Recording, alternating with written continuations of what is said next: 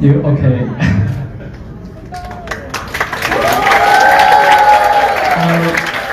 Sorry. Please say hello to everyone in your native tongue and introduce about yourself. Hola a todos, sí, ciao Vietnam, I'm Karen from Mexico. Well, first of all, thanks a lot for having us here. It's my pleasure and for all of us. Right now, we are so grateful with the Vietnamese people because they are so wonderful with us. So very, very thankful. So for Mexico, as you all know, we also have a lot of people that are so welcoming like you. So thank you. We can share and we want to share a lot of things with you. So if you have any questions, any doubts, or just to ask me something, I'm here. I'm your girl. So thank you. So a small challenge for you. Can you choose for me the next one? Who wants to be the next one, girl? Yeah? Okay, India. Miss India.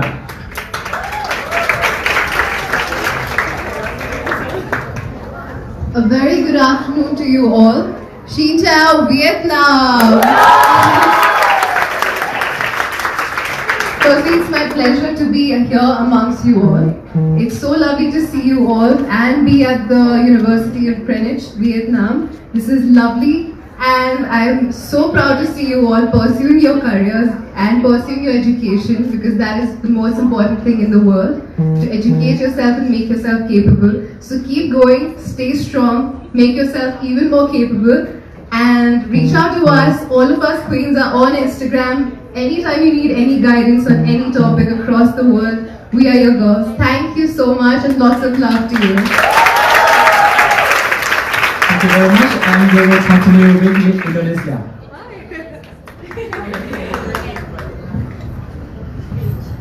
Halo, selamat siang semuanya, and that means good afternoon in my language, Indonesian. My name is Olivia Tan. I'm from Indonesia. Xin chào Vietnam. Xin chào everybody. I'm so happy to be here. I'm so grateful to be here with all of you. And a little bit about myself, I'm a travel and tourism content creator, and also I teach languages on my platform to people in the orphanage, especially children, because I believe that they have a lot of, they have a lot of things that needs to be guided, and I want to be their parent so I could give them education for the better future. Here, I like to create contents about traveling, travel budget, and I believe that we all love traveling, right? We all love, right? Yeah, so if you have anything about traveling and wants to know more about budget traveling, come to my country or maybe other country. If I can help, please just message me on Instagram and social media. Stay connected, and I'm happy to be in front of all of you today to be sharing, and can't wait. Thank you so much.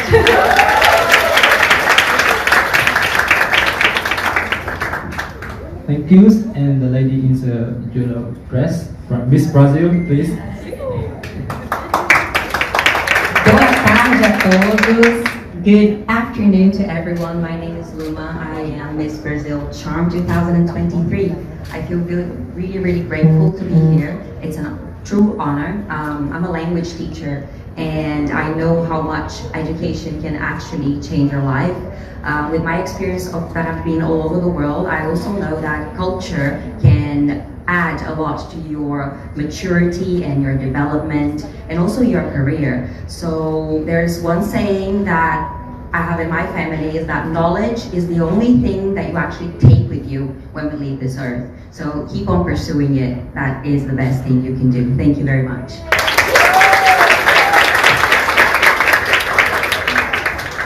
Hola a todos, buenas tardes. Good afternoon and Xin chào Vietnam. Mi nombre es Valentina Campion. I'm Valentina Campion and I represent Dominican Republic. I'm so happy to be here and I hope to learn more with all of you. Thank you Vietnam for all the support and all the love. Thank you. Nice to meet you.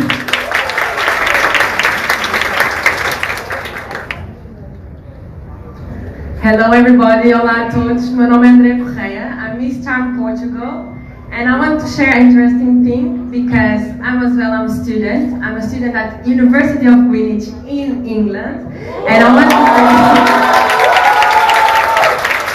to say if you need any support from United Kingdom, just speak with me on my Instagram. I'm gonna be really happy to help you guys from the other side. And yeah, I'm so happy to be here. Thank you for receiving us with this warm welcome. Thank you so much. Thank you, and we'll continue with Miss Poland. Hello everyone, and Xin Chào Vietnam. In my language I can say Dzień dobry. I'm from Poland. My name is Sylwia Bober. I'm Miss Charm Poland 2023.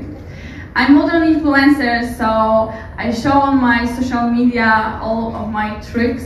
If you want to ask me about something or other countries, I can tell you about my experience because I love traveling. And I'm happy that I see you here. I'm very honored and grateful. And thank you for your support and kindness. Thank you very much.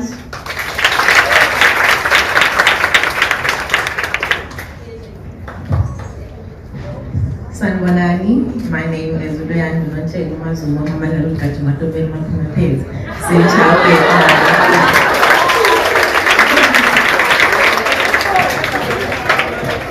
Firstly, I'd like to give a warm welcome to every individual sitting here today. And also I'd like to commend every individual sitting here today because I know that furthering your studies is not an easy task. Therefore, the fact that you can sit here today and sit in front of us knowing that you are furthering your studies to chase your dreams is something to give a round of applause for. So please give yourselves a round of applause.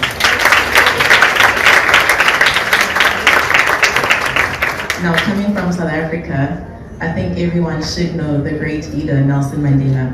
And he once said, education is the key to success. Continue to hold this key because it will open your doors that you need. Thank you.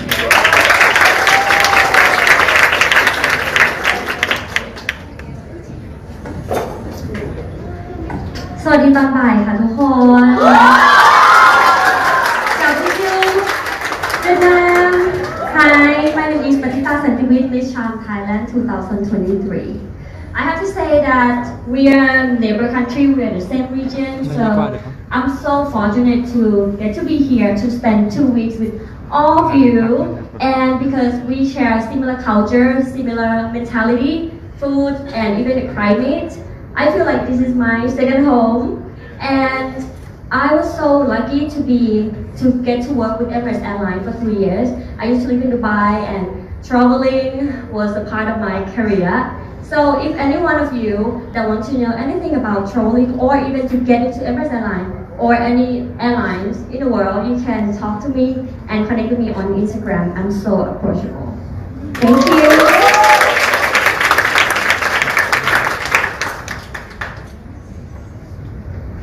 Xin chào Vietnam. Hello everyone. Hola a todos. I'm Brian Habib. I'm from Colombia. I represent my beautiful country and I'm super happy to be with you today. Thanks for this beautiful welcome, for this opportunity to talk with you. I'm also a student. I study social communication, so I know what does it means. I know what means this opportunity. As South Africa say, education is a key. Thank you for all, and after that I'm going to talk about my beautiful country Colombia, so be connect with us. Thank you.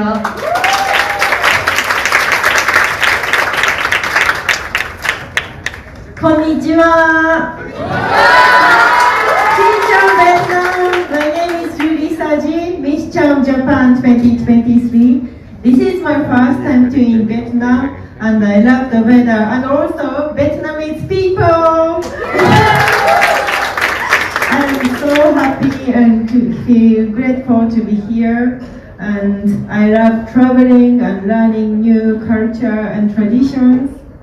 So if you have any questions about me or Japan, please feel free to ask me any questions. Thank you.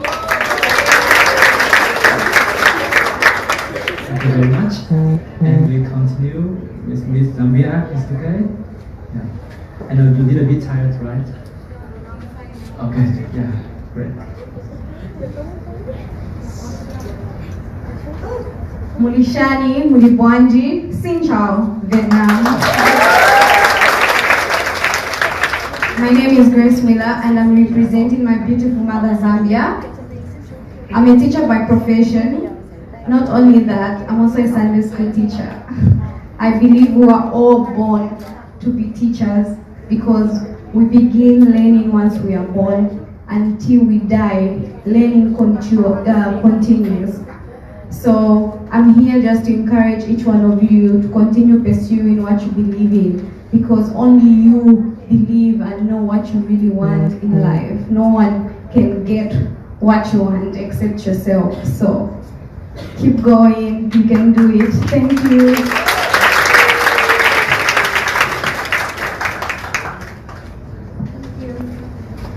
Mabuhay, maayong adlaw kanatong tanan. I'm Annabelle McDonald from the Philippines. Xin chào Vietnam! It's my absolute privilege to be here, and I'm so grateful for the University of Greenwich for having all of us Queens and making us feel like we're a movie star when we just come inside your university. 8 years ago, I grew up in poverty. And I was very poor and I was hungry, but I was not only hungry for food, I was hungry for knowledge, because I know that education is the best vehicle that we can ride upon to change our life. And the fact that I'm here with Miss Charm is already proof that education can change your life for the better. I think that education is a door that is only open to a few all over the world, and we're so glad that it is our job to discuss ideas, exchange our culture, promote our tourism, and learn more about each other, so that the door to education can only not be open to a few, but we can open it for all. Thank you so much.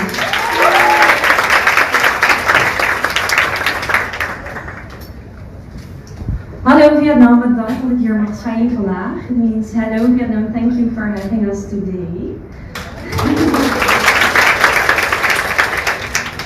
So my name is Elisa, I'm from the Netherlands. Actually, I want to start by telling you how proud you should be about yourselves for getting into college, because like some of the other girls I know, it's not an easy task. I just finished my university actually. I have my own legal advisement agency now, so if I can do it, you can do it as well. What I would like to tell you is that every night you should go to bed with a dream and wake up in the morning with a purpose. So, go for it. You got it.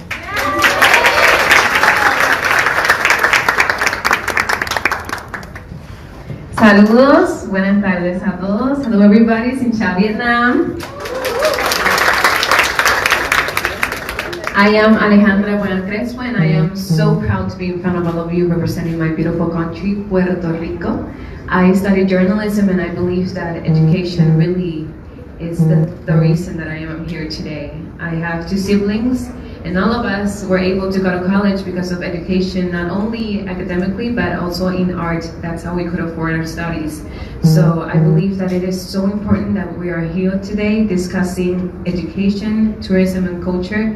And all of us are saying that we are here if you have any questions, but I think that you should really listen to us and just take advantage of this opportunity, because when I was in college, I didn't have the opportunity to see people in one room from all over the world willing to answer so many questions. So really just approach us. This is your country, we are the outsiders, so feel free to ask us any questions about education.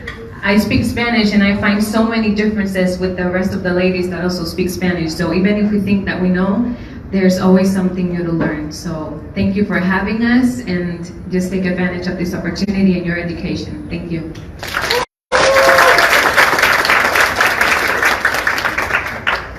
Hi everyone, it's Olivia David Chinta Higgins, Miss Chom Singapore 2023. Xin chào Vietnam! So when we think about the word education, that means a lot of things to many people. And I just want to prompt you to think about what it means to you, because that is a unique meaning that we hold to ourselves. It's very personal. But to me, it's three things. It's about communication, it's about influence, and it's about leadership. And to get education, like a lot of the ladies who said here, it's a privilege.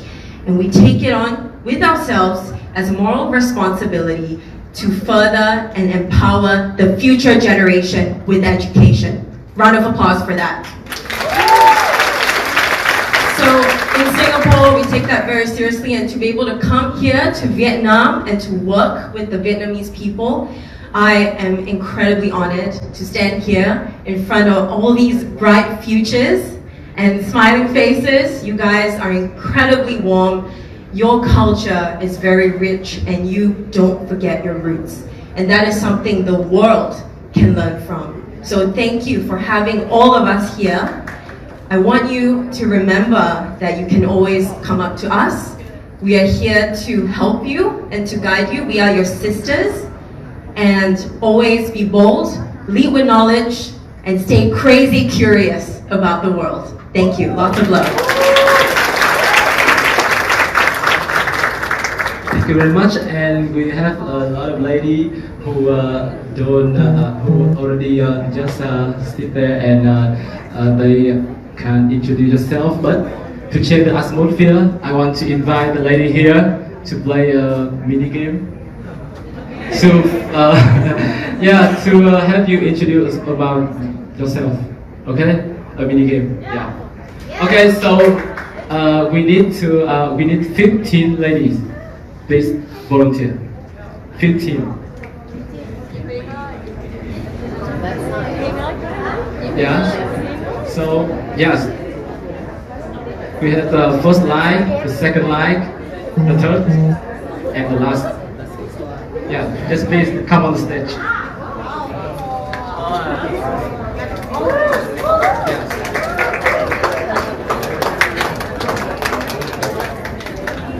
So, please.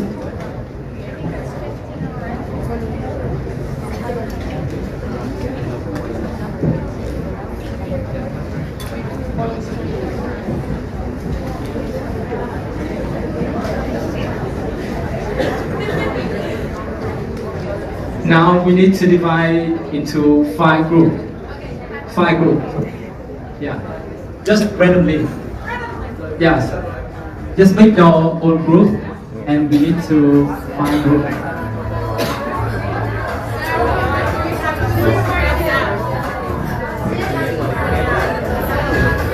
So beside the lady on the stage, we need 5 students to join with us. So the student, please volunteer. Who want to join? Okay. Okay, we have the first one. Yeah. Please come on the stage. Yes, please. Okay, we have 2, 3, 4, and the last.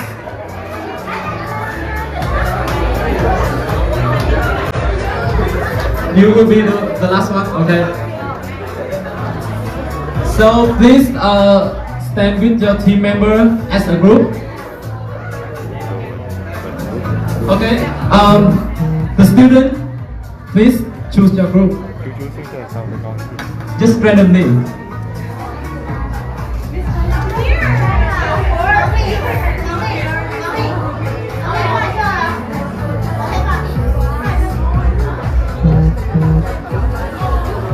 Okay, so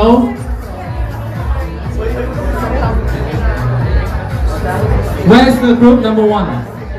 Here's group number 1. Yeah, 4 member. This is number 2. Yeah, how many member is in your group?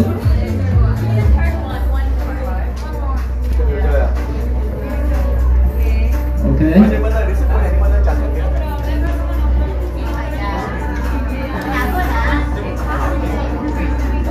Also, This is third group. Okay. And the fourth group. Okay, so we have 1, 2, 3, and 4. Okay, 4 is okay. Yeah, 4 is okay. Yeah. There's 1, 2, 3, and 4. Yeah, only 4 group is okay.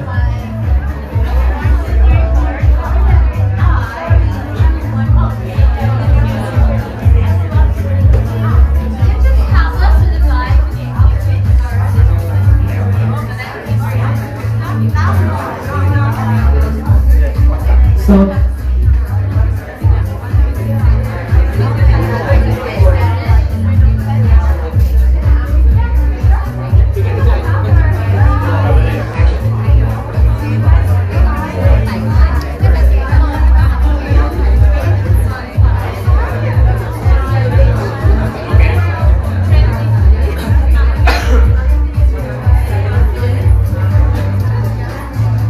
okay, so we have a fourth group here, and the rule is very simple. I will ask the question, and you will write the answer on the board.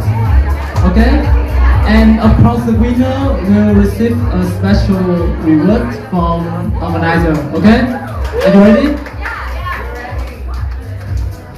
Okay, I will read the first question. The first question is: I saw on social media recently. All of the girls there have received special gift when you have been to Vietnam. Do you remember what your very first gift was?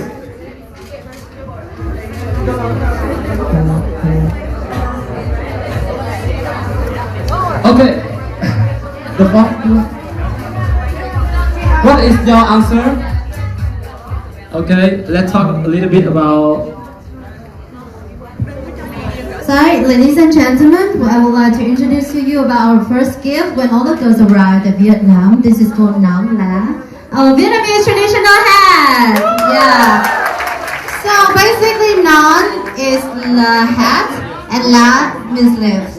And as I have shared with you in the video, it's our traditional hat, and we wear it when we go to the battlefield, when we go to the market, in daily life.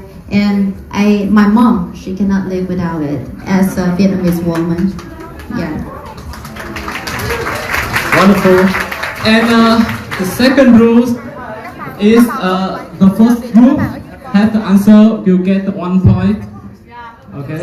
So please quickly. Yeah. So what do you want to share? Let's compare. I think that we have the better correct answer, right?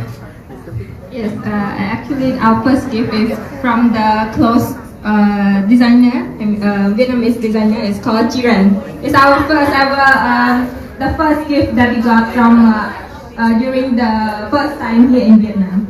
It's called Jiren. It's a Vietnamese brand clothing. Yes, I believe it's the Okay, so we have maybe two correct answers. So for this question, both of group 1 and group 4, both of you to get 1 point, okay? And group 2 and 3, just 0. Okay. The second question. How many cities in Vietnam have Miss Trump contestant been until now? Just round the board. And okay, group number 3. Please tell a little bit about your answer.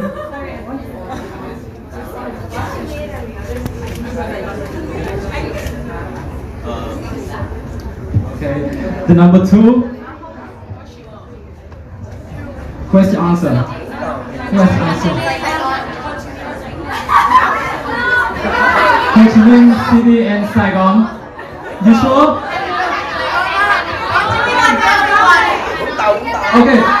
Okay, so I will give you a second to discuss with your team member. Yeah, and I'm going go back. Okay, the first group. So, Miss Cham has been into 2 cities. We arrived here in the Ho Chi Minh City for the first night, and the second day we went to Bà Rịa Vũng Tàu. Okay.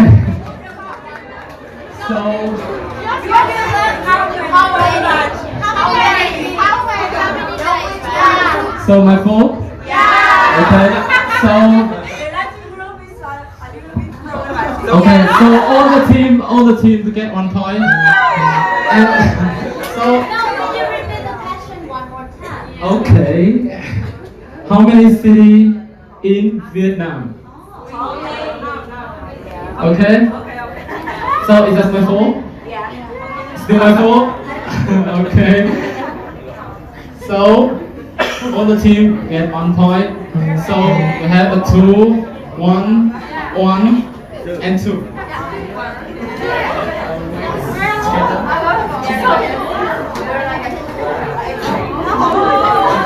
Okay. Okay. 1, 2, 1, 1, and 2. Okay, it's the last question.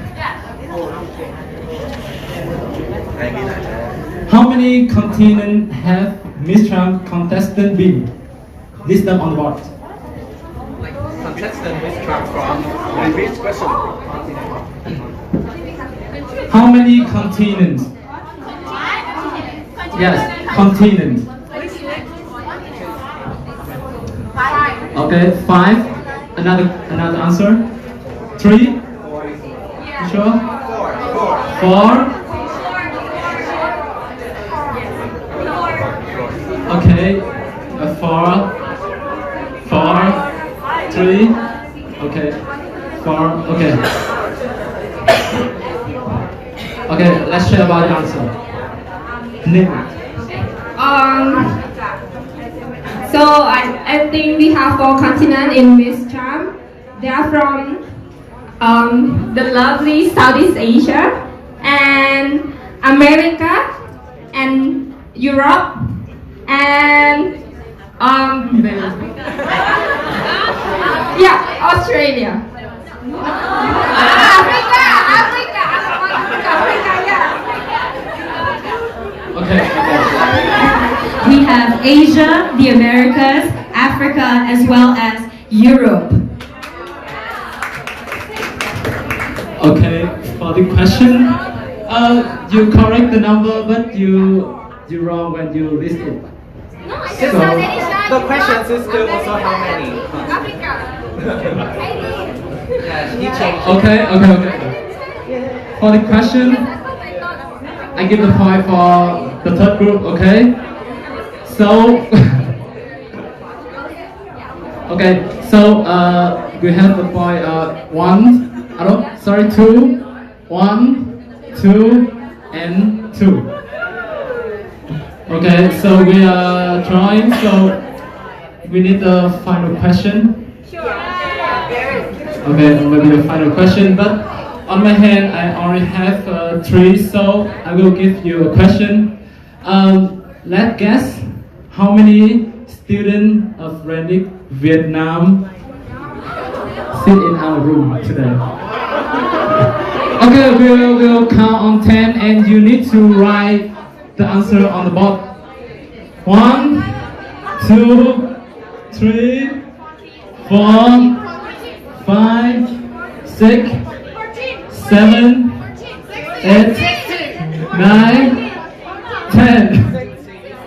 Okay, where's the answer? More than 100? 100? 14? And what about you? 15? Okay. About the question, I don't know the answer. Yeah, just for fun. Yeah, give a big applause for them, and everyone will receive the prize. Okay? Okay, so thank you very much.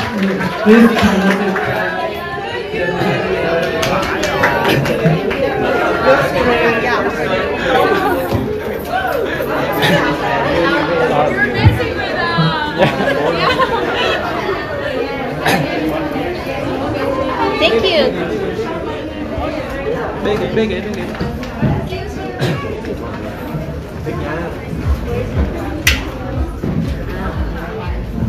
Ladies and gentlemen, mission, as mentioned at the beginning, we also aim to foster the value of tourism. So this is the key this is the key first content that would be continued to be discussed by 5 other representatives. What and how do they have experience regarding tourism in the nation and other nations all over the world, personally or professionally? Both of them are going to be told immediately. So now, to talk about tourism, I would like to invite to the stage Miss Colombia. Please come on stage. The second is Miss Poland.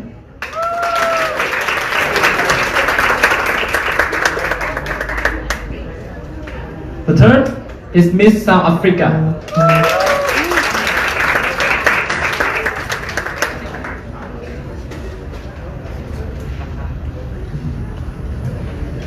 The fourth is Miss Japan.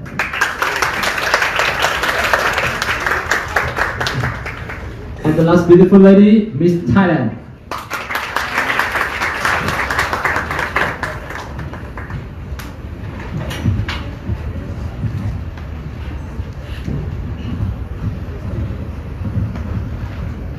So the organizer, please give me our mic. Yeah.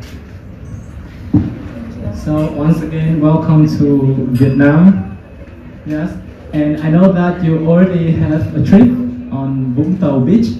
So how do you feel about the trip? Everything in our country is good. Our people, the natural. So please share a little bit about your experience. You want to go first? Yeah, me. I think it was amazing. I don't like compare it, but it remember me with Colombia. We have enigmatic beaches, so it was very beautiful, and I feel at home. You know, the thing that I really love about Vietnam more than the paradise that is the kind and helpful people. You are very, very wonderful with us. Thank you very much for all the kind you are. Thanks the staff. Thanks you guys. Thank you very much. So, it is your first time in Vietnam, Miss Poland? Yes, it's my first time in Vietnam, and Vietnam.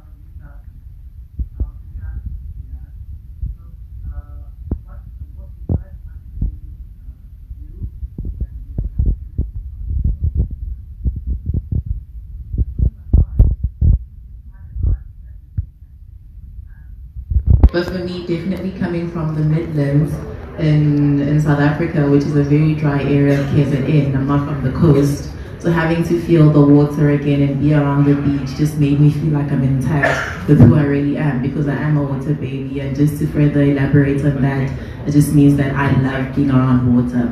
So I think for me, the most educational part of the beach, I'd like to say, has to definitely be meeting the people helping us around, right? Not only because they are very friendly, but because they were sharing their knowledge with us. Of course, I can look at different things within the beach, but don't know what it's really about. We're having to communicate and have a conversation with those assisting us is what made everything more interesting for me. So I'll definitely say that was the most important part, connecting with Vietnam people. Okay, very interesting. Okay, so I have a question about the number. So I want to ask you, how many nations have you been to? How many nations? Can we begin with Miss Japan? How many nations have you been to? Yeah. Countries. Yeah, how many countries have you been? I have never counted, but I love traveling because I can get connected with people and culture and traditions. I have never counted, but I have been traveling around Asia, and I have studied in Denmark for 1 year, so I also travel around Europe, also America, but I have never been to South America and Africa. You have to go. I want to go, I'd love to go. Yeah, I invite you. Okay, how about you, Miss Thailand? How many countries have you been? It's about 40 countries. 40? Given the advantage of being a cabin crew with Emirates Airlines, so I got to travel with my work, and I've been to actually 6 continents around the world. So start from Asia, Australia, Europe, Africa, North America, and South America as well, except Antarctica is to go. Okay, so I have the organizer have a mini challenge for you. When I ask this question, they want you to say the number of the country you have been, and then I will ask you to say hello in the language of that country you have been. But when I told you you sharing that you have been 4th country, I think I should cancel. Thank you. Okay. The next question, can you share your most memorable memory when you visiting one of the nation? The most memorable? Yes. Oh, I would say when I went to South Africa. I went to the Tabletop Mountain, and it was actually like my first few months flying. I was only 22, and I was just so happy just to be there because the air is just so different than back home Bangkok. And I met with like the ladies that were working up there, and they were so excited to see an Asian person like me. So I was like, okay, can you guess where I'm from? And she said, Korea. Which, if you are Asian, you know I don't know Korean at all. But it's just so cute to be mistaken as Korean. And yeah, that's what I like about the job and traveling the world, because you can never tell which one is from which country, because we just have so many countries around the world. And every day it's just like learning about other people, learning their stories, what they've been to, and especially to learn to love and open about their culture and history. Oh, great. I want to add something. I know the importance to travel, but I want to say to all of these beautiful girls that we're not traveling, but we have the opportunity, the huge opportunity to travel by yourself, by your hearts. I have known more and more about your culture, your gastronomy. I always ask you what's your national custom, what's your national food, because I want to know. So I think that you, as me, have to approve this opportunity. Thank you. How about you, Miss Poland? How about you?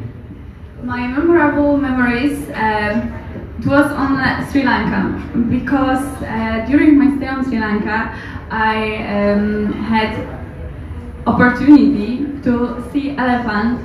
I can even touch them and be close to them. It was amazing experience for me because we don't have elephants in Poland, so I think this experience stay with me forever. Okay, so what about you? So the first question was, how many nations have you been to, right? I've only been to 2, which is Nigeria. I don't know how to read to Nigeria, but I do know how to say Chineke. And then the second one, of course, it's Vietnam. Xin chào Vietnam. I think for me the most memorable part of Nigeria is definitely going to the market. South Africa and Nigeria are very similar, especially when it comes to the underprivileged spaces. I had to get to experience the love and how people actually work really hard to get to put bread on their table. I got to interact with the women on the streets who actually sit there under extremely hot heat to make sure that they do feed their children, and that's exactly what I believe in. And when I got to Vietnam, the culture in Vietnam is amazing. The warm hearts of Vietnam people is amazing, and I can't stress this more than enough. Umuntu ngumuntu ngabantu, which means you're only a person if you help the next person. Thank you. Okay, so how about you? My most memorable memory from traveling is to be able to see the Northern Lights, Aurora in Sweden. Actually, that was my third time to try, because first time I went to Iceland to see the Northern Light, but I couldn't see it because it was cloudy. And second time I went to northern part of Norway, but it snowed, so I couldn't see. And third time try in Sweden, finally I could see the Northern Light, and it was magical because it's impossible to see the Northern Lights in Japan, and even the sky is connected. I could feel that it's so magical to see this difference of the sky nature, and I could feel that the nature is great, and I feel so grateful to be born in this world. And I was thinking one day I would love to experience more, and I am so happy to be here in Vietnam because this is also my new challenge and new experience, and I am very excited for more activities and the final. Thank you. Okay, so if I visit your country, now let's talk about your country. So you are a tour guide, and you just already have 3 things to introduce for me to explore what it is. Okay, we'll start with Miss Thailand. Your country. Yeah. So speaking of Thailand, which is one of the leading tourist destinations in the world, I would say that most people know about Bangkok or Phuket, which is like the island in the very south, or Chiang Mai, which is the northern where you can experience the mountains.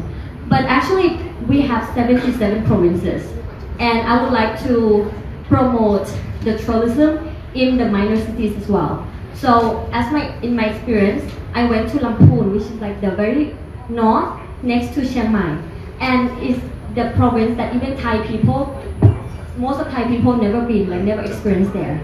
But my time there, I went to visit like the minority people who didn't even have the Thai citizenship, and to learn about their culture, to learn about their food, their fabric, and all their traditions.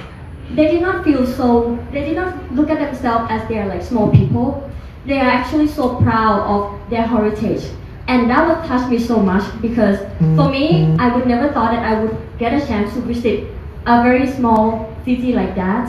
But once I have a chance to touch with their heritage, I just feel like there's so much more in the world. This is one city in Thailand, in the very north of Thailand. That's why I feel like if I get a chance to take you to tour to Thailand, I will take you to Lamphun, and for you to see their culture, their food, and their way of living. Thank you. Thank you very much. How about you, Miss Poland? Poland is located in central of Europe, so far away from Vietnam. And we have a beautiful tradition. Poland is a very beautiful country, so I invite you there. You have to try our dishes. For example, dimples. It's a very famous dish in Poland. In Poland, people are very hospitable. They will welcome you with open arms. In Poland, we have the sea and the mountains at the same time, and 4 seasons. So you can ski in the winter or do summer sports, water in the summer. So you said that your country have 4 beautiful seasons, yeah, right? Summer, autumn, winter. So I need to stay in your country for a year to experience. Yeah, exactly. You need to be here, but now it's winter, so it's really cold. I prefer this weather in Vietnam. Okay, thank you very much. How about you? Okay, so I'm a tour guide, right? The first thing that I'd say is, this is South Africa. Welcome to Robben Island. So Robben Island is basically one of our famous spots because our greatest leader Nelson Mandela was in prison there. Now Nelson Mandela fought for our freedom, and that's why today I can sit here in front of you and speak like how I'm speaking, because we had to fight to be where I am today. So definitely Robben Island is one of the most sentimental spaces to go to. And then the second spot that I would take you to is the Constitutional Hill. We have all the freedom fighters who stood next to Nelson Mandela to make sure that we all have an equal opportunity. As much as still till today, we don't have the equality that we need as a country, but we still have the freedom to sit together like this with 37 other beautiful women and say together, we're fighting for the same thing. And lastly, I would definitely have to take you to Table Mountain. I think everyone speaks about Cape Town, and I think Cape Town has one of the most beautiful sceneries, but also it has a rich culture of different people coming together to share one same thing, which is the love of the beautiful sea. Thank you. So this is South Africa. Okay, please, Ms. Japan, how about you? Okay. If I'm going to introduce about Japan, first point, we have 4 seasons. So you can enjoy Japan anytime you visit in a year. So in spring, you can enjoy the cherry blossom sakura, and in summer, you can enjoy the fireworks and Matsuri festival, and in autumn, you can enjoy the changing leaves. And in winter, you can enjoy skiing, snowboarding, you can enjoy winter sports. And second point about food. In Tokyo, we have the most numbers of restaurants in the world. So you can even enjoy your home food in Tokyo. You can eat anything you want. And third point, that we have the oldest royal family. I'm also a Shinto priest, and I feel very proud to be Japanese because we have long cultivated culture and history and traditions, and you are always welcome to visit Japan. Thank you. Thank you very much.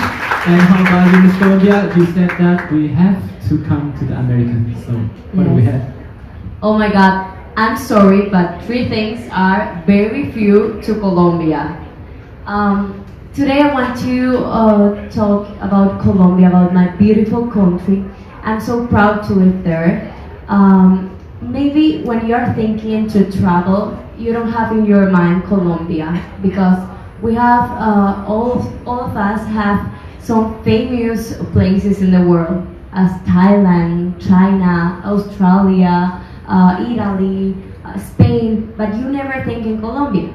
Because, I don't know, nobody talks about Colombia, but Colombia, more than a country, is a paradise. We have everything in my country. We are a biodiverse, multi-ethnic and country. We have everything. As we say in Colombia, tenemos de todo. We have an enigmatic jungles, beautiful beaches, deserts, rivers. We stand out around the world for our gastronomy, also for our talent. But I feel very proud of my country because of the people. We are very kind, we are very helpful. So if you want to go to my country, you are very invite for me. So I have to say that we are totally different. I don't know how I can explain that, but we are totally different by regions. We have 5 different regions. We have Amazon, Orinoco, Pacific, Indian, and mine that is Caribbean. We are totally different. We have another cultures, another gastronomy, another national costume. We are totally different, but what makes us similar, it's what kinds we are. Thank you very much. Very interesting. And now I have to mention about sustainable tourism. Have you ever heard this word? Sustainable, tourism. Yeah, have you ever heard this word? Yes, this word first was mentioned in 1992 at the United Nations Conference on Environment and Development in Brazil. And easy way to understand sustainable tourism is tourism that minimize cost and maximize the benefit of tourism for the natural environment and local communities. Yeah. Okay, so in your opinion, do you think sustainable tourism will be the trend in the future? Who wants to answer? Okay. Yes, nowadays, like even after COVID, during COVID we realized that so much that we had before, and the opportunity to travel around the world to meet with other people. But then COVID was taken 2-3 years, right?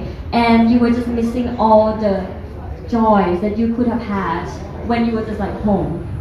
So I think sustainable tourism will be promoted more now that many countries started to open again. Just like in Thailand, we started to promote the homestay lifestyle tourism, so that the tourists will not come to Thailand to stay in hotel, like 5-star hotel, but you will be put in the local homes. You will be staying with the local people, eat with them on the table, and you will see what they do in each day, and that you can actually experience more about their way of life.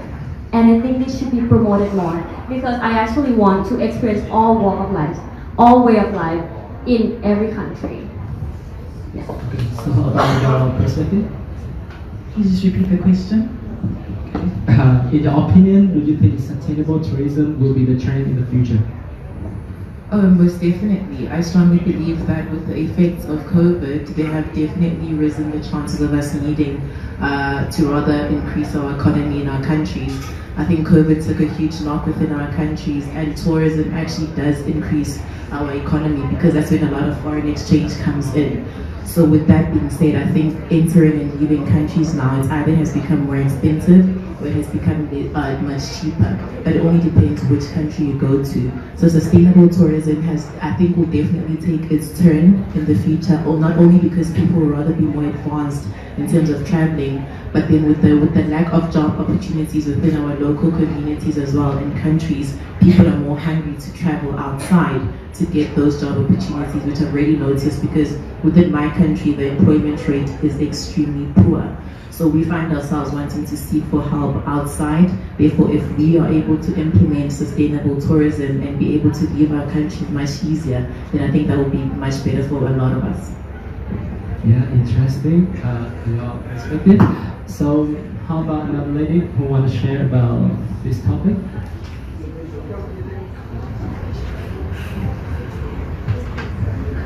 I believe that travel shapes our character, because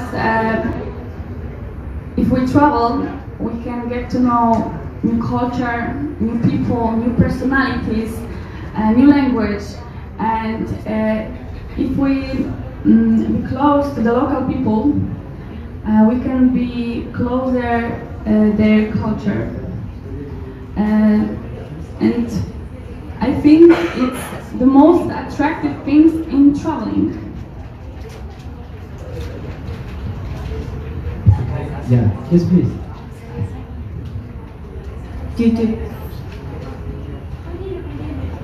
Due to COVID, Japan also got damaged against traveling, and Japan started opening again only from last October for all tourists from all over the world. And recently, also from all over the world, my friends started coming visiting Japan again, and people are coming not only for capital, they're also going to the locals.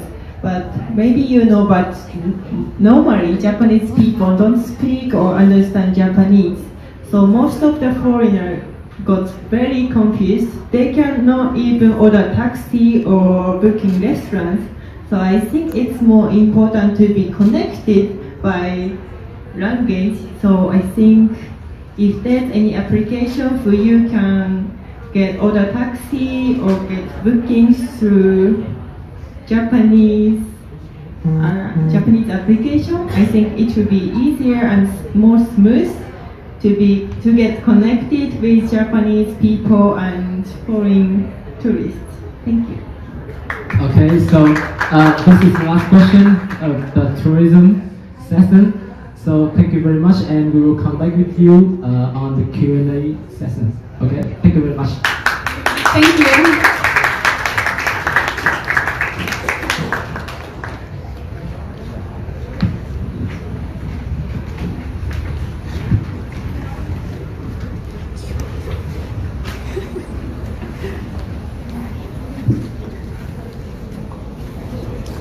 So ladies and gentlemen, so far we have covered the first of our main topic today, and now we will next. Yes, sorry. We will continue with the education, and for this part, I would like to invite to stage Miss Puerto Rico, please. Next is Miss Singapore. Miss Netherlands, Miss Philippines, and Miss Zambia. Please come on stage.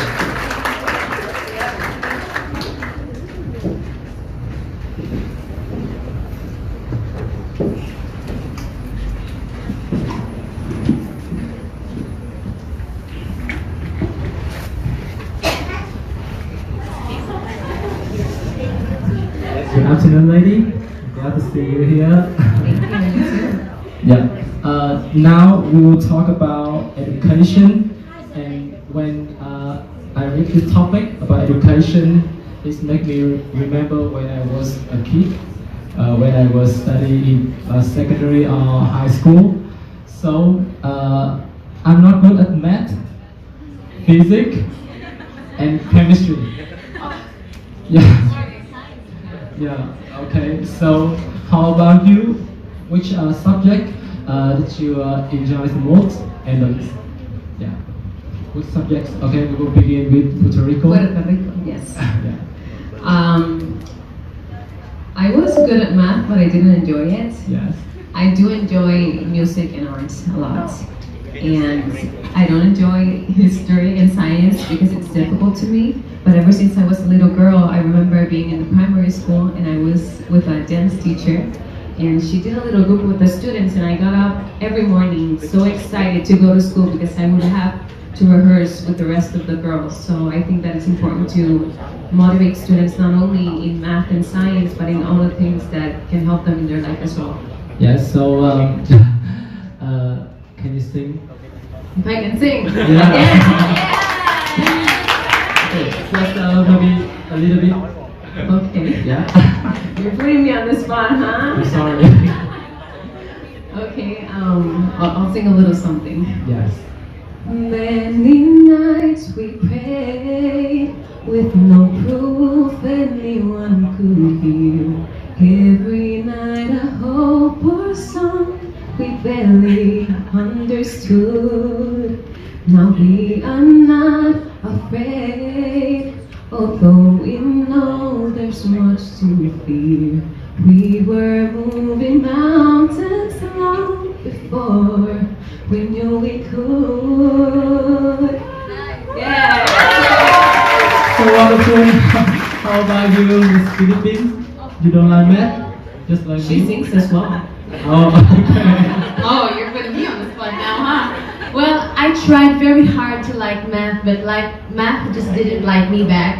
But I did get a good grade still in math. Rather than focusing on the hard sciences, I loved social sciences more, so history, English literature. I love all of those subjects so much, and I guess that's why I got a full academic scholarship, taking up consular and diplomatic affairs. And I feel that even though I'm still a third-year college student on a full academic scholarship, I already feel that I'm on the job, because my dream is always to be a diplomat for my country and to inspire more international relations and more international collaboration, especially within the Southeast Asian region, especially between Vietnam and the Philippines. But I feel that I'm already doing my part here as a candidate for Miss Charm, because it's this experience that we get to exchange our ideas and hopefully open more opportunities to reach out to children who don't have the same privileges that we do. I do a lot of work for the city government of my hometown, and at the same time I'm a beauty queen back home. So I think I've merged the two factors, plus me being a student, into providing and advocating for equal access to education. I've also worked with non-government organizations like Save the Children to further advocate for that in terms of the indigenous communities that we have in my country, and to also bridge the gap between the digital divide. So yeah, I'm more of a social scientist kind of guy. So thank you. Okay, how about you, Miss Netherlands? Would you like that? Well, that's what I love about this experience, about being in a pageant, learning about the other girls, and I now know we have something in common, because I also do not like math. No, unfortunately I don't. I think it's also because I've always known I wanted to study law, so I always felt like I was occupying a part of my brain with something I would never use, and like my phone has calculators. Okay, before you answer, I want to ask how many people in this room don't like math? Please raise your hand. Oh my God. Okay, how about you? So I'm going to ask this room as well. How many of you are book lovers? You love reading? Okay, I see quite a lot of people. So growing up, I've always just been glued to my books, right? So I think that's something that is part of my childhood. It's nostalgic for me. I also did a lot of gaming, like video gaming on the Xbox. So I think growing up, I was always attracted to two parts of it. I was attracted to studying, but at the same time, the futuristic tech, right? And that sometimes got in the way of just reading and being glued to text. So I think naturally I was drawn to history, literature, but then as time went past, it was really about building my own PC, trying to figure out, how to solve computational problems, and my interest started growing. So I think your whole life, you're going to have to make sure that you are interdisciplinary and you take education as a whole picture and not just about one subject. Okay, how about you, Ms. Fabian? So personally, I'm bad with mathematics. I was very horrible with math and science. But at the same time, just like the two ladies, I love social sciences. I loved history, civic education, because I feel I was more of myself, when I'm taking those subjects. Yes, because at the same time, when you look at my country, we have 3 levels of education. So we have the lower primary, we have the junior school, then we have the high school, then we also have now the university, which is just like 4 years. So when you look at my country, we literally learn everything. So you are not obligated to choose which subjects you take. You have to take everything throughout. So at the same time, I would also love, in the nearest future, my dream is to open up an art school, because in my country, they do not believe in art school. Because you find that many are the children that are not really interested in the other sector of education, of just having subjects, but how about we empower them with the skills that they have, which could be in their arts. So yes, this is what I believe in. Okay, thanks for the sharing. Now let's talk about a problem of maybe in our country we have a problem. So currently, the most talented people in one country tend to go another country to pursue their study, career, or mission.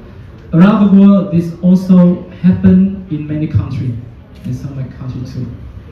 And this called brain drain, yeah, or human capital flight. So, what do you think if someone say, what do you think about these issues? Yeah. You want to go first? Thank you. Well, brain drain is something that my country relates to a lot. We have so many talented people, but they all fly abroad to seek greener pastures. But I believe that the grass rather is greener not where other people live, but I think the grass is greener where you water it. So when we take care of our own people and then try to take care of other people as well, I think we could solve this problem. I recently, well actually just this last year, we conducted a research a brief research on the key ways on how ASEAN community could collaborate more within the educational realm. And we found that the problem that's keeping Southeast Asian countries like Philippines and Vietnam, for example, from collaborating more with higher education institutions like the University of Greenwich, for example, is the fact that we have different standards when it comes to education. So if we realign and recalibrate the standards in which we uphold our students, then I think organically speaking, we could make and exchange more students between our countries and back and forth. And I think if we could align that, then I think jobs would be flowing more easily and there wouldn't be a brain drain. I think it would just be an exchange of culture and an exchange of manpower instead. I think that'd be friendlier. So I think we need to work on that and we can do that together. How about you, Miss Puerto Rico? Did that happen in your country? Yes, fortunately in Puerto Rico, everybody has access to education. But then it's also unfortunate because people see it as an obligation and not a blessing. I am an English teacher in an elementary school, and sometimes my classroom is empty. The parents don't bring the kids to school. And it's because they don't realize the benefits that education has. As an English teacher, I try to help the parents understand that knowing another language is going to help their children have many other opportunities that maybe they didn't have. And I think it's very important to work with the families as well. When we talk about education, we cannot leave everything up to the teacher. We need to work at home. Yes, they receive formal education at school, but they have to receive informal education at home. They need to understand the values, they need to respect people around them. And I think that children are sponges. Everything that we teach them, they will understand it. So we need to not only talk about the things that we need to do, but we need to be really great role models for them. So if they can see that I'm standing here right now and I have many students. Brain drain, to be honest, I was not known with this subject. I've never really heard of it. Actually, I feel a little sad about it because I feel like if you go to other countries, like if you exchange students, you should learn to see it as a good thing, like to cooperate and develop yourself more and work together. And it should be a positive thing. So I'm very sad actually to learn about the subject. Okay, thank you very much. Now I want to ask about the family factor. Yes, how the family factor affect one education? I want to ask this because I know that a lot of young people here, when they choose a major and the parents say no, yeah, and the parents say that it's not good for you, it's not suitable to the market. So how do you think about that?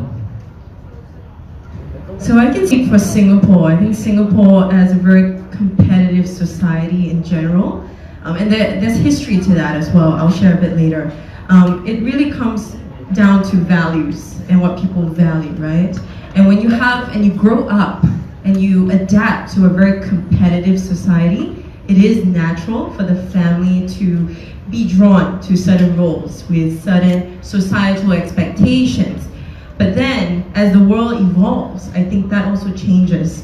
There are some things that are natural, and there are some things that will evolve. So now, I think with the current uncertainty with the global economy, we can look at, trying to change that in terms of what we actually value. The world is changing, and our value systems are being faced with something that, that is uncertain, and we don't know where it's going yet. So I think the idea of family is important. It's very intrinsic, but at the same time, it's up to the individual to make that choice eventually to break out of that societal expectation and reach self-actualization within themselves.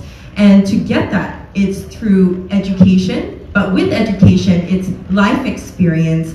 It's what you choose to learn for yourself. And I think that is something personal, no one can ever take away from you. And no matter what society says, don't listen to yourself and decide what you want to give to the world, what you want to contribute, because that's the way you are going to use knowledge to your power. Thank you. Thank you very much. About Miss Gambia, so I want to ask you that, which major have you choose when you was a kid? which major, yeah, you want to choose when you was in high school, and how is everything after that? So, like I said earlier, in my country, in high school we don't have any major. You have to take all the subjects. So you only have a major when you go into university, where I majored in languages and civic education. So social sciences are my major and languages. Yes. Okay. So what about your parents? Did they say anything when you come to university? Okay, so those are the most challenges that we are facing in my country, as Zambia, and hence you've seen me advocating going into the communities, sensitizing on the importance of education, because most of the times we find kids are very vulnerable. They need to have the voice, someone who has to go to the parents and also just convince them to just enlighten them of the importance of education. Hence, I go out in the communities. Thank God our current president has brought in free education. So one has free education from primary to secondary without paying anything. So in as much as there's free education, most of the parents, like you are saying, there are some parents that don't want kids to go to school. Hence, they'll force them into early marriages. So it's up to us who have knowledge about the importance of education, that we have to go into these communities, sensitize more on the importance of education. Because just like the scholar, I don't know, many of you must have heard him, you know, when you don't have education, it's like you're in a curve. You know, it will take you to come out of the curve for you to have more knowledge, you know, to come out of ignorance. So it's up to us who know much about education to go out into the communities, into the society, to educate people more of the importance of education. Because I feel most of the problems we are facing, you know, we can only overcome them through education. You know, the food production, energy, all these, we can only come out of them through education. Just like the scientists are using that to go up. It's all about education. So yes, education is key. Thank you.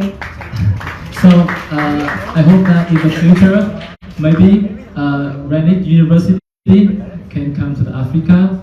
Yeah, and Please do. And we start a talent kit and give them scholars, to give them a chance to. We'll appreciate that, Yeah. definitely. Yes, I hope it will be come true in the future. Thank you very much. Yeah, so that is the last question of education part. Thank you very much, and I will come back with you in the Q&A session. Okay.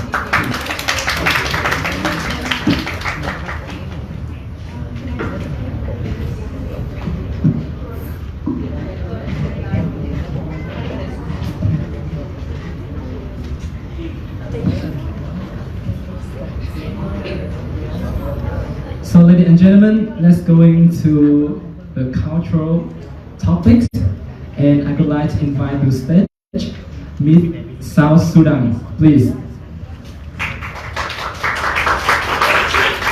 Miss Dominican Republic.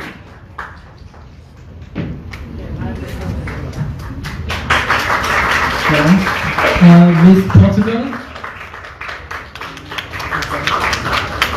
Miss Indonesia. And Miss India. Please come on stage.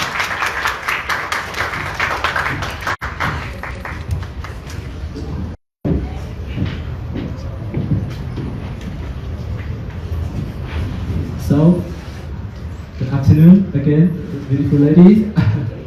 Yeah, it's my pleasure to I can sit here and talk with the 15 beautiful ladies about very interesting topics. And we will come to the last topic, is culture. Okay. As you know, our country have already just celebrated. Do you know that? It's the New Year Eve. Yes. Yeah, it's You Lunar. guys call it Chúc Mừng Năm Mới. Yeah. The Lunar New Year in Vietnam.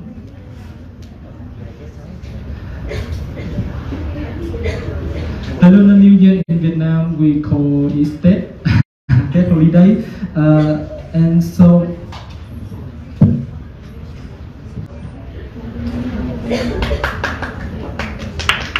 big applause to welcome Miss Brazil.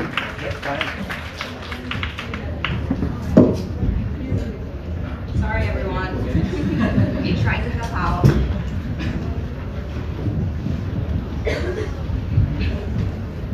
Okay, so we will continue.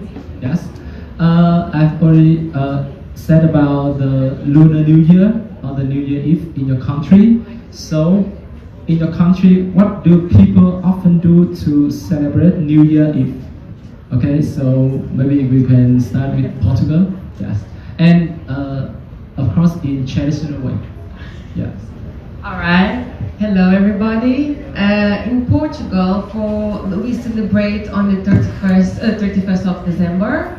At midnight, we have like normally we go to our Windows house with the spoons and the tumbers, and you like doing like noise and stuff to celebrate that. And we have a traditional thing is like eating 12 fruits. I forgot like the name in English. And every fruit we need to make a wish for the next year, and like what you maybe our goal you have for the future, any dream, anything you want to achieve like next year. Yes. How about you, Miss India? Thank you for the question. So I come from an extremely culturally diverse nation, that is India. We have 29 states and a lot of different cultures, and we have a lot of different languages. So each culture has its own New Year celebration. So different cultures across my country celebrate New Year's differently. So, and it happens at different times of the year for each culture and tradition. And they do this in the form of langars, which is again people sit down and they serve food and they all enjoy a feast together. And in the south of India, they also again put a banana leaf and have different cuisines on the banana leaf and dine together and bring in the New Year, and so on and so forth in different cultures. But for me, I celebrate New Year's like you all on the 31st night, and it's a beautiful celebration. Everyone comes together, and of course everyone looks forward to relieving all of the energy of the previous year and welcoming the new year with open arms, and I think that's what all of us should look forward to. So I wish you all a very, very beautiful 2023. We're just 2 months in, so I hope you all have a lovely year. Thank you. Thank you very much. How about you? Ok, en República Dominicana en general, Navidad, el mes de diciembre, es bastante festivo. Generally in the Dominican Republic, December is a very festive month. Tenemos fechas específicas como el 24, el 25 y el 31 de diciembre. We have very specific dates like 24th, 25th, and the 31st of December. Y hay muchas fiestas en estos días. Son días bastante familiares. They're very, very family-like days, and there are a lot of feasts. Y sobre todo comemos muchísimo. And we eat a lot. El 31 de diciembre, que es para esperar el año nuevo, nosotros solemos compartir sobre todo en familia. Especially on the 31st, what we do most is share as a family. Preparar una rica comida, una rica cena, sobre todo para seguir compartiendo en familia. Preparing great food to share with your family. Como pollo, lasaña, chicken, lasagna. Arroz con gandules, que es algo bastante típico de la República Dominicana, bastante exquisito, por cierto. Rice with gandules. Sorry, I can't translate that. Y así se celebran las fiestas allá en República Dominicana. That's the way we do the celebration in Republican. Okay, cool. It's a similar in Vietnam, so we spend the time in the New Year Eve with our family, and we eat the chicken too. Yes. So how about you? So much like India, South Sudan has over 60 different cultures within the 10 states. So despite being a very small country, there's a lot of diversity within it. So everyone celebrates very differently. I grew up in Australia, so this New Year's that just went past was the first time I spent it in South Sudan.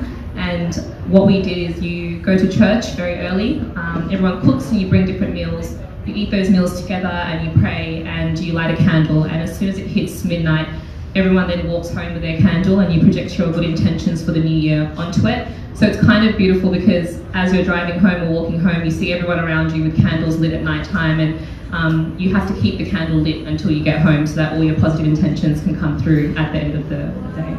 Oh my god, it's so interesting. It's the first time I heard that. So how about you, Indonesia? Hello everyone. So how we celebrate New Year? We actually Indonesian have a lot of diverse culture. We have a lot of different religion, and also our people are different. If you maybe see me, my face and my complexion do not really represent the native Indonesian. I'm actually mixed between the Chinese and also Indonesian. And we sort of celebrate the same New Year time as well with you guys in Vietnam. We call it Lunar New Year as well. And the Muslim population do have their own New Year, and then we all have like the general New Year that we celebrated all together. And in my family too, we have 5 different religions all together. So our New Year is a lot.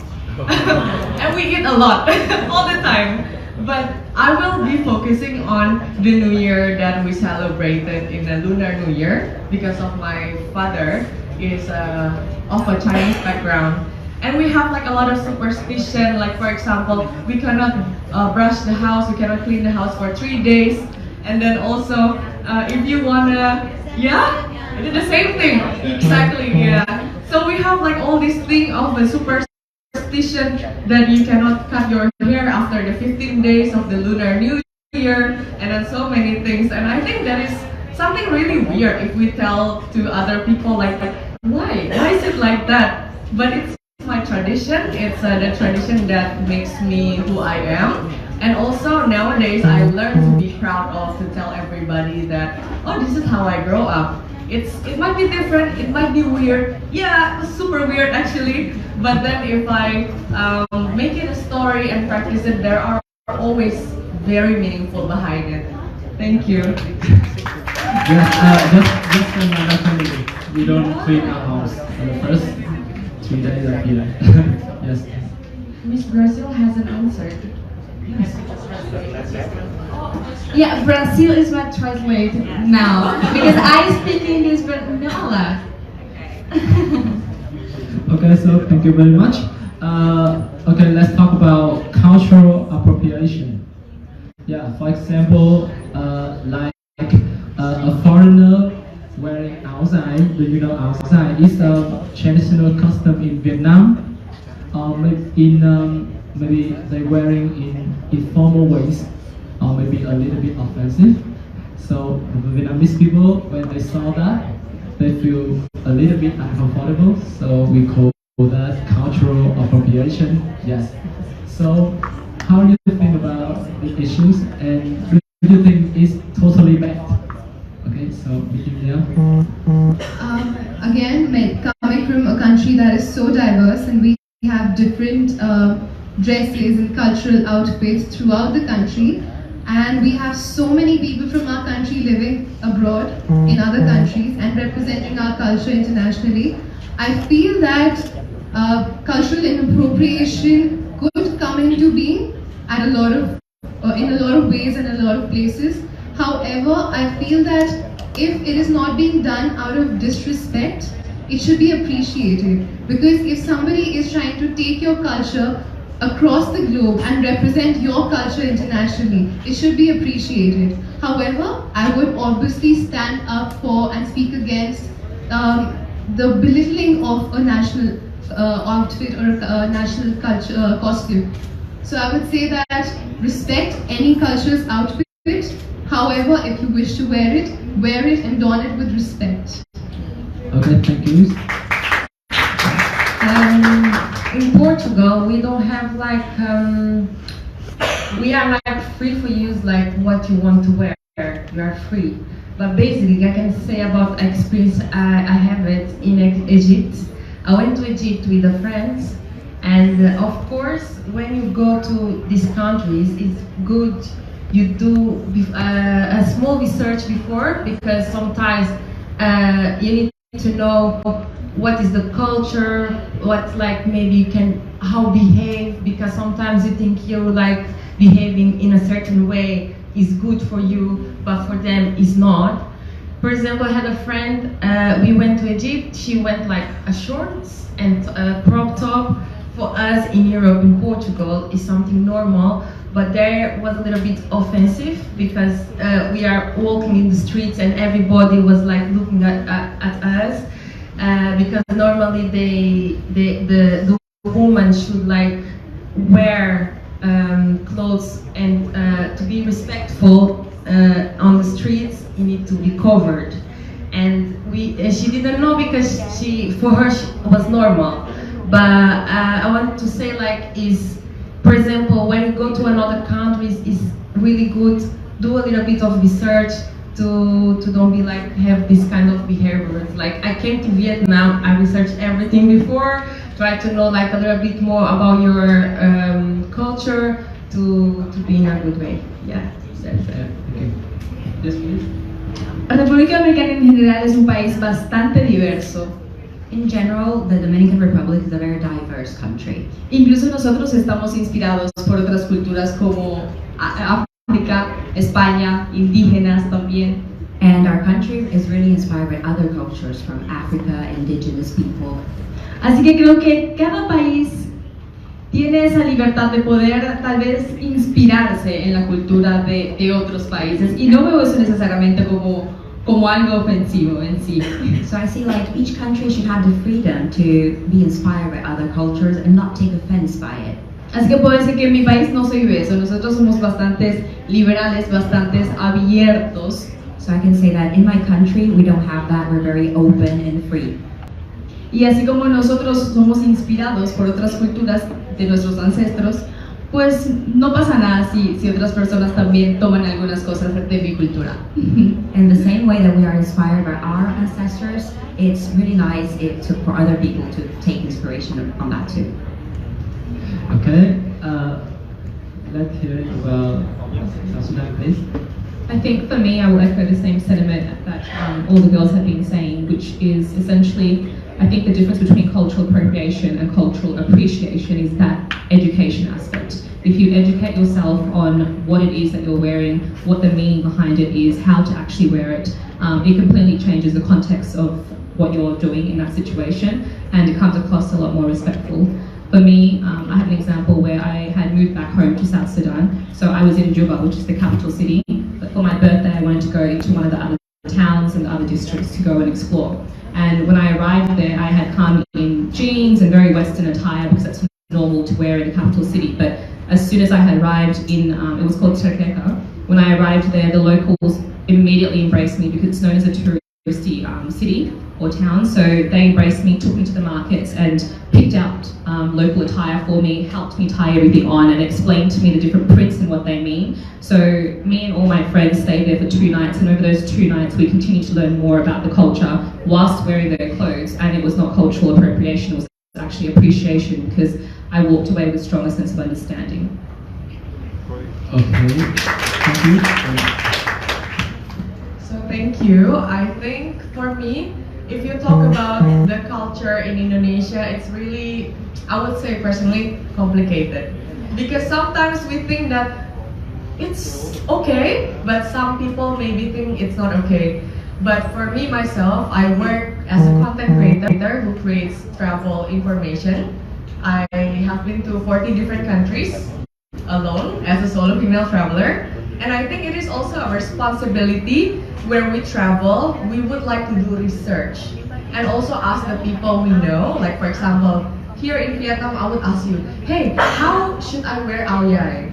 Should be like this, should be like that? Is it proper if I wear it like that? And how should I behave when I wear that garment?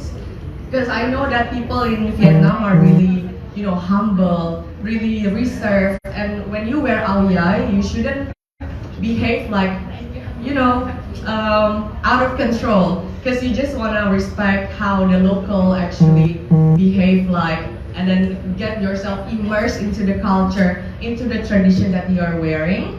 And I think that is actually the choice when you get to travel, do the research, ask the people, and then you know whether it's actually appropriation or appreciation. Thank you. Okay, so a lot of diversity comes from here, so let's talk about the diversity. Nowadays in my country, you can be both like to eat pho, it's our traditional food, and you can like to eat hamburger, yeah, the young people, yeah. And maybe in some case they can like to eat hamburger with a taste like pho. Yeah, it's something new in my country, the hamburger with taste like pho. Yes. Or in 10 holidays, some people in my country, they choose to travel. Instead of the traditional activity like the old day, for example, like when the Lunar New Year, you must stay at home and spend time with family. But nowadays, they choose to travel another country. So, about the cultural identity and integration, creating new cultural feature. So, do you think the young people they should replace their traditional by the new things, or they should keep the traditional and ignore with another culture in the world? Yes, please. I think it's very important to know and follow your traditions and customs, because I would call myself a modern Indian woman. However, I'm still very deeply rooted to my customs and traditions, because that is something I cannot let go of, because that is the essence of my nation and the essence of me being an Indian. So that is something that I cannot let go of, and that is what I would love to urge the new generation to instill in themselves, a sense of modernization along with the essence and touch of their customs and traditions, because you are the generation that's going to take the traditions and customs of your nation forward and the teachings of your family and forefathers. So that are different. For example, in my family that I mentioned before, I am of the 5 different religions. In my own family, there are Catholic, Muslim, Buddhism, also many, really many. But then I would like to focus on where I went to Morocco and also Turkey. Because Indonesia is a majority of a Muslim population, and how we practice Muslim is different than people in Morocco and Turkey. And you know, it's really unique that even though it's the same religion, but then like in the mix with the tradition and the culture, it becomes something entirely different. And I think it is really important for us if we travel out there. It is not because of, you know, different people. We might have the differences, like hard way to say understand each other. But the best thing is actually for us to understand other, not for others to try to understand us.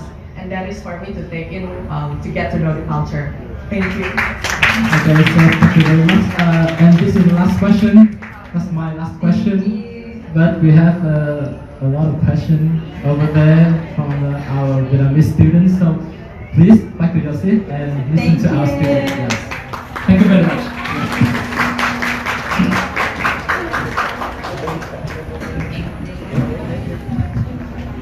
Okay, the last part of this seminar today, the student who have the passion for our beautiful lady here, please raise your hand and raise your voice to ask them, please.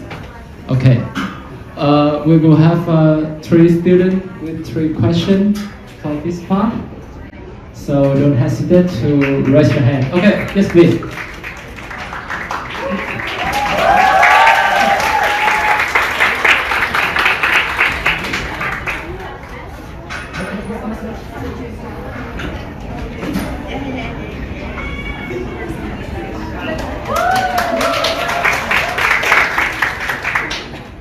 Câu hỏi với cuộc thi Hoa hậu với tư cách là một cuộc thi mang tấm cờ vở quốc tế, Vietnamese Cham International có tầm quan trọng đối với giáo dục, du lịch và văn hóa Việt Nam như thế nào?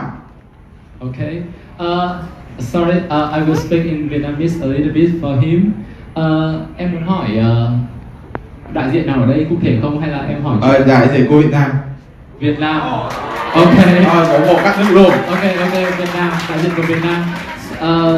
Okay. Yes, please. So I don't need to translate. Yeah.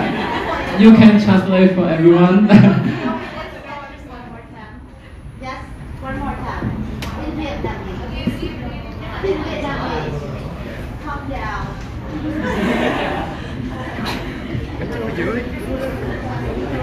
Với tư cách là một cuộc thi nhan sắc mang tính tầm cỡ quốc tế, cuộc thi Miss International có tầm quan trọng trong việc thúc đẩy giáo dục văn hóa ở Việt Nam như thế nào?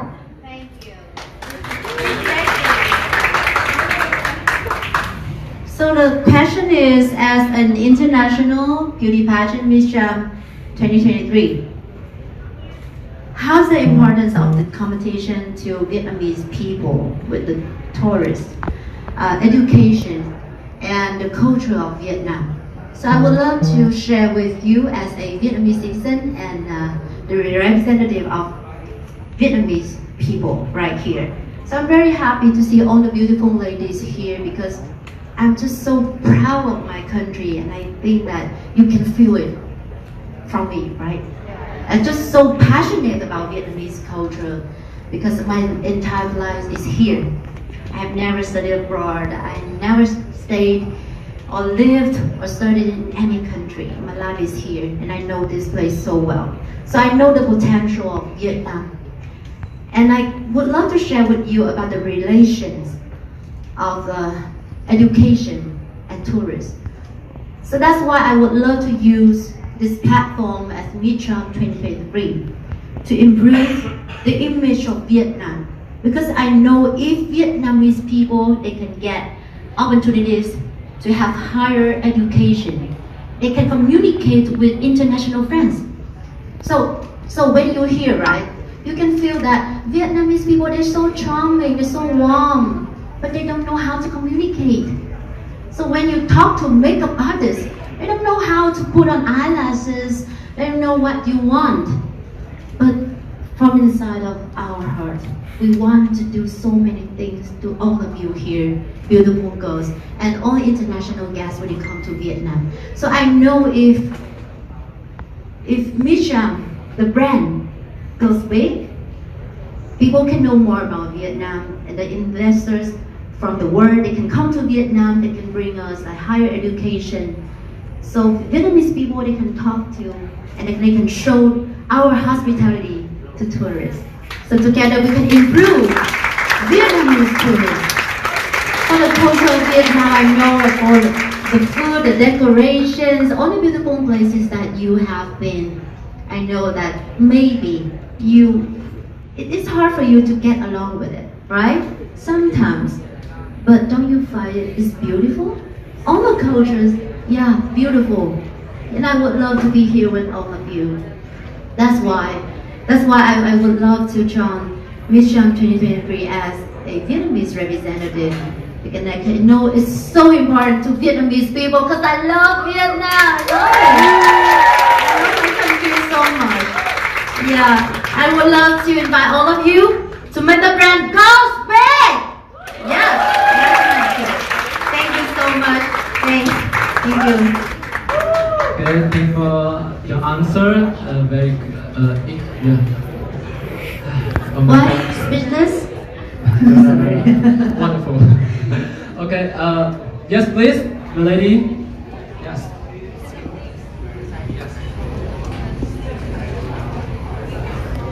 Yeah, so I have a question for Miss Korea. Okay. I will ask you in Korean. Is it okay? Yeah. 한국에 맛있는 음식이 많이 있어요. 그래서 당신이 좋아하는 베트남 음식이 있어요. 그거는 뭐예요? 알려주세요. 감사합니다. So my question is like, what's your favorite Vietnamese food? Thank you. Hi everyone, xin chào. Tôi tên là Larissa Han. Tôi là Miss Champ Korea. Thank you for question. Two months ago, I came here in Vietnam. It's second time, and I tried panseo. Oh my God, panseo is very delicious. So when I come back to Korea, I tried to cooking panseo, but that was good. So I want, if you have a recipe, give me please. So panseo is very delicious. Thank you. Korea makan. So thank you very much.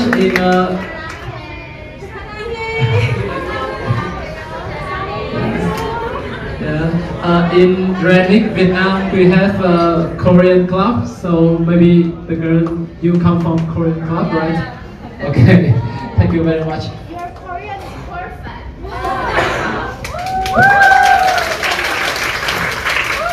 Okay. One last question. Yes, please.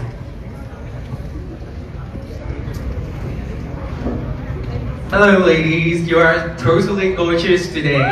Yay! It's my very, I'm a long-term beauty pageant fan. I have, follow lots of beauty pageants, and I'm really glad it's the first time I can actually see you guys. Can we see your catwalk? A catwalk?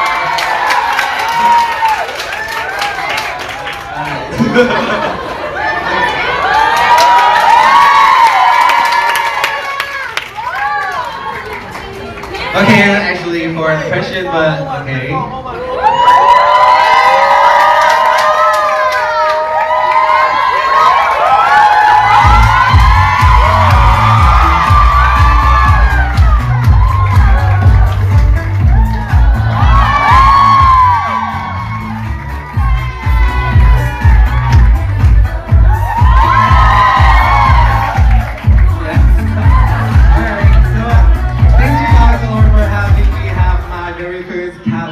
Publicly.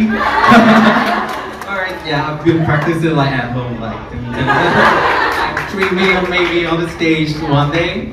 Okay, so my questions for you guys, I'm really having a concern for the cultural appropriations, and I think it has been a very hot topic nowadays. And so the thing that's come to my mind is that I have been seeing a lot of different hairstyles. And the braids, which is the African heritage hairstyle that has been widely adopted worldwide, the braids. Yeah. Okay. So as I read from the articles that from the fashion show of the Marc Jacob and Kim Kardashian wearing the braces, and people start to see it as a hairstyle rather than something that is our African heritage, and it's become so viral to the point that people don't give credit to the African origin, and they just keep using this as a very beautiful hairstyle. So yeah, that was one use cases, one example, and another example is that as I remember when a Vietnamese influencer, she's a makeup artist. And she tried to recreate the makeup of the princess in the frog, the frog princess. What's it called? Yeah. So when she recreated the makeup, there's a lot of hate comments under her YouTube videos that say that she trying to be a black people and she appropriate our culture. So my questions for you guys, especially for everyone. So my questions is that the cultural appropriations is so sensitive that it's happen everywhere, or if people overreacting about the cultural appropriations, or what actions should be taken to prevent every people from the cultural, subconscious cultural appropriations. Yeah, so that's my question. Is kind of lengthy, so sorry if you guys didn't really understand the whole questions, but yeah, hopefully you guys can answer me. Okay, so I really want to ask like an African representative about the braid. Okay, so Zambia, can you answer? Yeah, okay, let's see.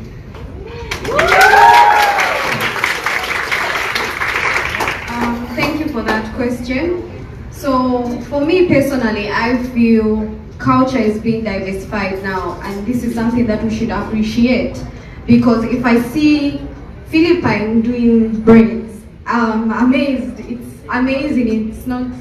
It should be appreciated. It's not something that I should take personal as an African or as a Zambian, because I feel anyone can do it, you know. This is just something that can define who a person is. Like personally, this is defining Grace Mwila as Zambian, you know. So having Philippine doing this, I have no issue. And I also feel Africans should have no issue with that, because culture is being diversified, you know. We learn every day and we are spreading the culture and seeing it abroad, seeing it in other countries. It's amazing, you know. You tend to appreciate more, and you're amazed, like, oh wow, like, you know, Philippine has done the braids, you're like, yay. So, you know, you're being appreciated abroad. It should not just stay in your culture alone, but spread the culture. This is why we are here. We are learning different cultures, so that if you go back to your country, at least you would say, oh, Zambia, I learned this from Zambia, you know. If you go here, just like I am learning some different languages, if I go back to my country, obviously if I tell 2-3 people, they'll be amazed, and before I know it, they'll be using the words that I used with them, just like the braids. Many people have asked me about these braids, and I've given them how you go about it, and I've taught other girls that I can braid their hair, because I can braid hair. So I don't find that to be a problem, seeing someone doing this, because it's diversifying, you know. We teach each other every day, and it's very important that people can also just take what they have to take from you. So yes. Thank you. I think that, yeah, for the braids, I think one of the problems that's stated in the articles is that the people using that not giving credit to the African community. So I think that education is also something that should be emphasized, so that people know what they are doing, not doing it subconsciously, know what those braids that is originally come from Africa, and we're using something that is beautifully from Africa. Yeah, I think so too. And can I have like another question? Yeah, what? Also, just to extend on that point, we need to understand that Africa as a continent has come through so much, right? And a lot of the things that we tend to fail to understand is that some of these hairstyles originated from the toughest times that Africans faced, such as slavery. Some of these hairstyles, women would do them when they are captured within slavery. But when somebody comes and does not pay respect to that hairstyle, it then adds on to the cultural appropriation of that. We need to understand that as much as we are moving on, these are still sensitive topics that we all as a nation have to respect, because we don't know that other people have moved on from it or not. As much as we are in the 21st century, and we all have to rather appreciate and understand each other and appreciate where everybody comes from, we also need to respect the history that our ancestors had to go through for us to be here today. Very well spoken. So I would really like to organize it.